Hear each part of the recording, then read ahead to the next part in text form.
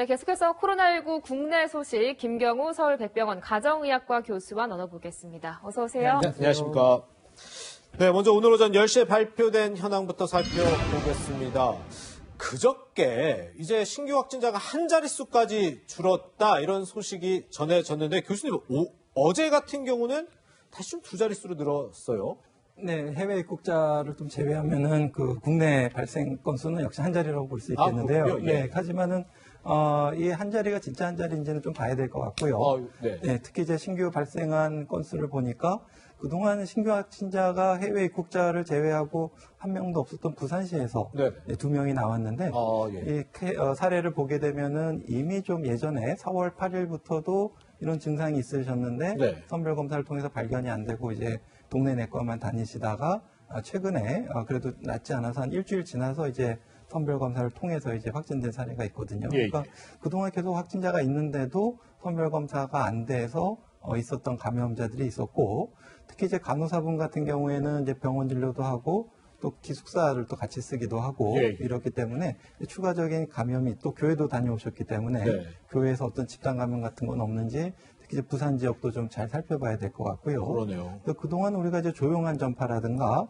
아니면 좀 은폐된 전파라고 그럴까요? 이렇게 증상이 있는데도 예.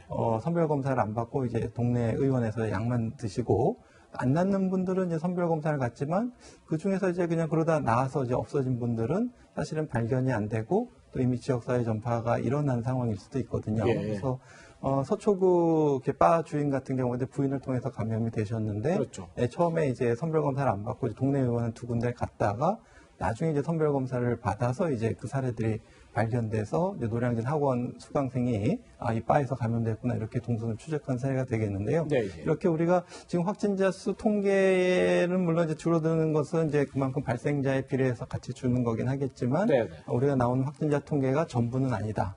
이렇게 좀 주의 깊게 봐야 되겠습니다. 그렇군요. 네, 이런 가운데 어제가 연장된 사회적 거리두기가 종료되는 시점이었습니다. 아직은 좀 이른 거 아니냐 이런 시각이 있었는데 정세균 중앙재난안전대책본부장이 이렇게 밝혔습니다.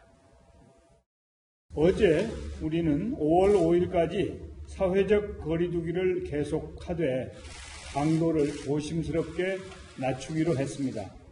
실외 활동과 필수적인 자격시험 등을 제한적으로 허용함으로써 국민 생활의 편의를 높이려는 취지입니다.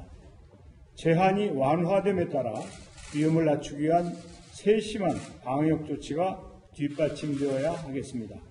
관계부처에서는 운영이 재개되는 휴양림, 실외 공공시설, 시험 등에 대한 방역에 만전을 기해 주실 것을 당부드립니다. 아울러 생활 속 거리두기도 착실히 준비해 주시기 바랍니다.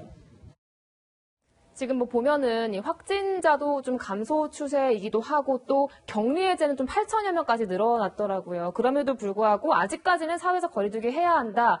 이게 아무래도 또 5월 초에 또 황금 연휴도 껴있잖아요. 이런 것도 좀 고려했다고 볼 수 있을까요?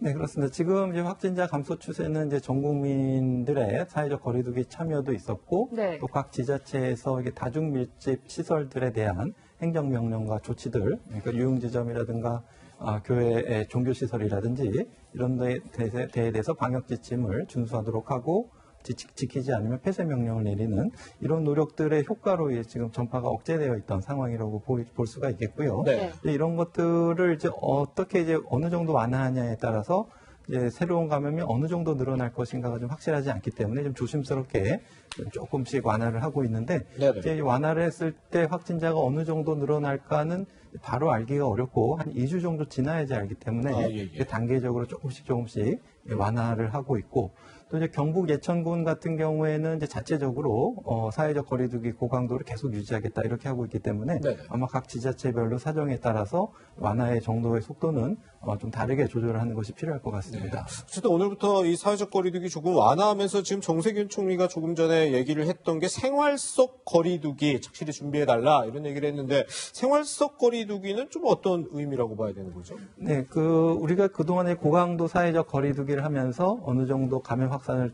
충분히 낮춘 다음에 네네. 그 다음엔 우리가 좀 어느 정도 완화된 사회적 거리두기를 통해서 완화된 사회적 거리두기를 지속할 수 있는 예. 그것을 이제 생활 속 거리두기, 생활 속 방역 이런 개념으로 가지고 있는데요. 지금 이제 그것이 구체적으로 어떤 지침이 될지는 지금 생활방역위원회에서 생활방역이라는 것의 개념이라든지 각 단체별 학교라든가 아니면 직장이라든가 이런 다중이용시설이라든지 또 각 지자체별로 어떻게 할 건지 이런 것에 대한 의견들을 좀 수용하고 있고 네. 지침을 만들고 있는 단계가 되겠고요. 아무래도 이렇게 고강도 사회적 거리두기에서 어느 정도 완화된 사회적 거리두기 간에는 이렇게 바로 이렇게 넘어가는 건 아니고 예. 충분히 어떤 속도를 천천히 단계를 낮추면서 완화되는 상태에 따라서 발생이 어느 정도 증가하는지를 좀 잘 봐야 되겠고 네네. 이렇게 증가하는 발생에 대해서 우리가 충분히 대비할 준비가 되어 있는가라는 네. 것을 봐야 되겠고 또 이런 그 재감염이 발생하는 것을 우리가 정확하게 빨리 찾아낼 수 있는가 이런 네. 것에 대한 우리가 조기 감시망 체제가 어떤 건지도 다 같이 한번 좀 검토를 해봐야 될 것 같습니다. 네. 사실 그동안 이 스포츠 리그가 다 중단이 됐었는데 이제 보니까 한 5월이나 뭐 6월부터는 재개될 가능성이 높아졌어요. 여기에 대해서는 어떻게 보시나요? 네, 아무래도 단서가 있죠. 무관중 경기를 그렇죠. 전제로 예. 해서 이제 관중들 밀집한 접촉을 통한 감염을 막아야 되겠고요.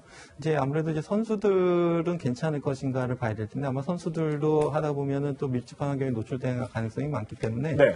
선수들 보호에 대한 것도 좀 신경을 많이 써야 될 것 같습니다. 예. 무관중 경기이긴 하지만 그래서 필요한 경우에는 이제 방역 당국하고 상의해서 선수들에 대해서 증상이 없더라도 정기적으로 집합 검사를 한다든지 선수들에 대한 감염 전파 보호 차원도 같이 좀 병행돼야 될 것 같습니다. 네. 뭐 저처럼 이렇게 뭐 스포츠 경기 언제 재개되나 이런 거 기다리는 사람도 있겠지만 학부모님들은 사실 학교 오늘 뭐 초등학교 1, 2, 3학년 온라인 개학했다고 하는데 언제부터 학교를 갈 수 있을까? 이 어린이날 이후에는 그러면 이제 학교에 아이들을 보낼 수 있을까? 이 생각을 많이 할 것 같은데요. 네, 만약에 이제 아이들을 보낸다고 하면은 예전처럼 보내기는 어려울 것 같고요. 네네. 충분한 그 물리적 거리두기가 지켜지는 환경을 만든 다음에 보내야 될 것 같습니다. 네, 그래서 네. 학교에서도 충분히 간격을 띄워야 될 것 같고 또 급식이나 식사할 때도 충분히 감염이 일어나지 않도록 해야 될 것 같고요. 그리고 발생자가 의심 환자가 발생했을 때 어떻게 검사하고 어떻게 격리하고 학교는 어떻게 폐쇄할 건가 이런 것에 대한 구체적인 계획이라든지 또 아니면 아이들에게 감염병에 대해서 어떻게 가르칠 것인가 이런 종합적인 것을 다 준비한 다음에 네. 순차적으로 등교 계약을 준비할 수가 있을 것 같은데요. 이러한 그 학교에서 오프라인 계약을 준비할 때 이러한 방역 지침에 대한 준비가 현실적으로 좀 어려운 학교들이 많이 있는 것 같습니다. 네. 그래서 좀 보다 좀 세부적이고 좀 치밀한 계획을 세운 다음에 신중하게 접근해야 할 것 같습니다. 네. 그러니까 이렇게 등교 계약을 좀 쉽사리 결정하기가 힘든 이유가 싱가포르 사례를 보면 알 수도 있을 것 같은데 계약을 한 후에 이제 한 달 만에 확진자가 14배나 증가했다면서요. 네, 그렇습니다. 그래서 학교 어린이들은 안전하다고 생각하고 이제 등교를 먼저 계약을 오프라인 등교를 먼저 했는데 말씀하신 것처럼 유치원 중심으로 집단 감염이 생기고 확실하지는 않지만 이제 그 유치원 집단 감염을 통해서 지역사회 전파도 어느 정도 진행되지 않았나 이렇게 보고 있고 네.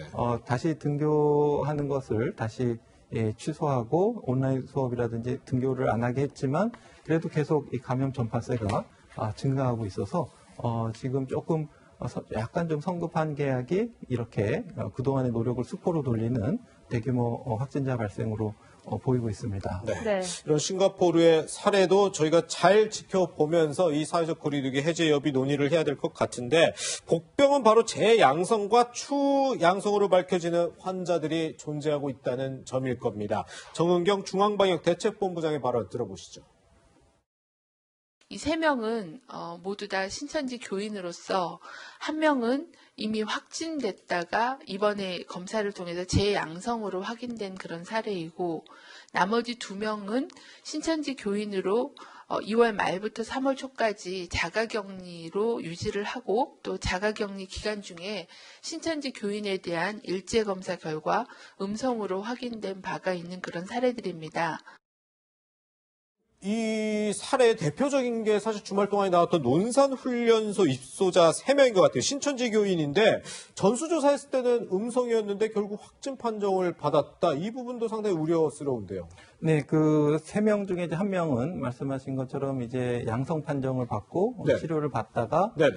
이제 격리 해제 연속으로 음성 2번이 나와서 격리 해제됐다가 이번에 이제 입소해서 다시 재양성이 나온 사례가 되겠고요. 예. 이제 나머지 2명은 대구 지역의 신천지 교인 전수 검사에서 음성이 나와서 40일 전에 그래서 계속 관리를 하고 있다가 이번에 입소할 때 검사에서 이제 양성이 나온 사례가 되겠습니다. 네. 그래서 40일 전에는 음성이었는데 왜 지금 양성이 나왔을까라는 추정에 대해서는 좀 역학조사 중인데요. 아무래도 좀 다양한 가능성을 좀 생각해 봐야 되겠는데 아무래도 그동안에 좀 감염자의 접촉이 있지 않았을까 이런 것들을 역학조사를 통해서 좀 살펴봐야 될 것 같습니다. 그렇군요. 네, 코로나19 확진자 수가 좀 안정적으로 지금 관리가 되고는 있지만 여전히 경계해야 할 것 같습니다. 김경우 교수와 여기서 인사드리겠습니다. 고맙습니다. 네, 감사합니다.